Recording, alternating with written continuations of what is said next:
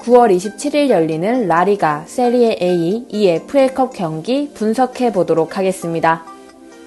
우선 세비야 알메리아 경기를 살펴보도록 하겠습니다. 두 팀의 이름값과 덩치를 보면 홈팀 세비야가 우세함이 보여야 하지만 현재 상황이 독인 객인입니다. 누가 더 낫다고 할 수는 없습니다.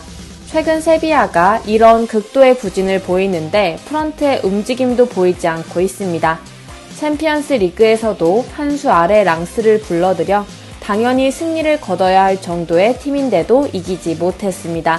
전력이 상당히 부진한 세비야가 리그에서 승리를 5경기 만에 거두고도 다시 주말 경기를 놓친 점은 좀처럼 살아날 기미가 보이지 않는 세비야입니다.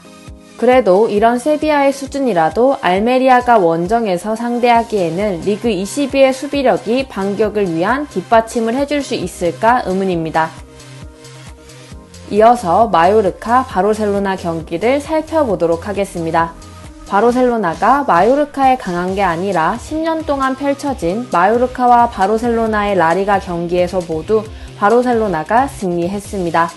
2010년 10월 4일 경기까지 올라가야 그나마 마요르카가 바르셀로나와 비긴 정도입니다.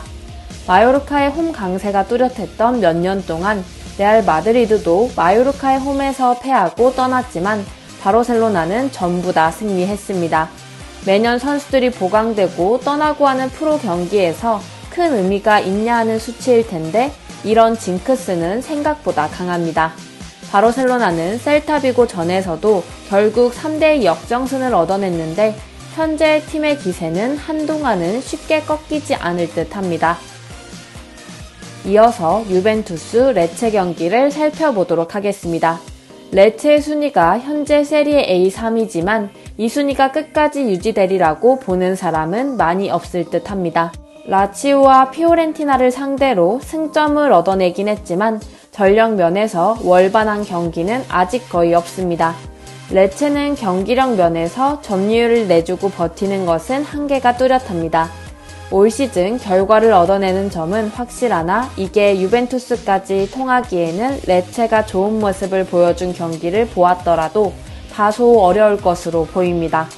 유벤투스가 지난 경기의 패배로 저평가를 받기에는 키에사와 블라우비치의 투톱이 올 시즌 여전히 강력합니다. 이어서 입스워치 울버햄튼 경기를 살펴보도록 하겠습니다. 입스워치는 지난 경기에서 블랙번 로버스를 상대로 4대3으로 승리했고 리그 승격을 목표로 최고의 기세를 보이고 있습니다. 지난 10번의 경기에서 모두 득점에 성공했고 두 팀 모두 지난 6경기 중 4경기에서 득점에 성공했다는 것을 고려했을 때 양팀 득점의 예상이 가능성이 높습니다. 울버햄튼의 가장 큰 약점은 득점난이었지만 최근 들어서 이 문제를 해결한 것으로 보여지는데요.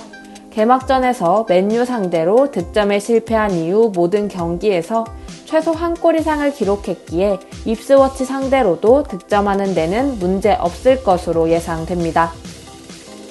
마지막으로 맨유 팰리스 경기를 살펴보도록 하겠습니다.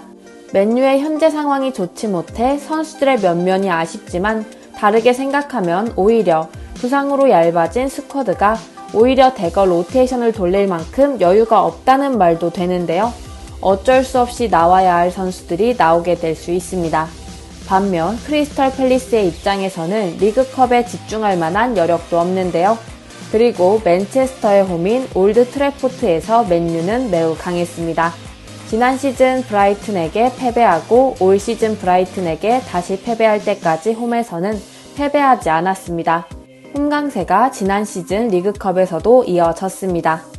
더 많은 스포츠 정보와 현지 유료 기사 자료 등을 무료로 보고 싶으시면 아래 고정 댓글을 참고해주세요.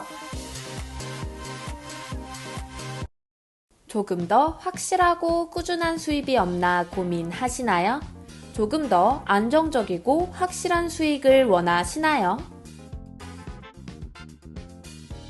이 모든 것을 한 번에 절대 부담드리지 않습니다. 편안한 가족 같은 분위기 속에서 자유로운 채팅과 함께하는 가족방. 늦은 밤, 새벽, 이른 아침 언제든지 부담 없이 문의 주세요.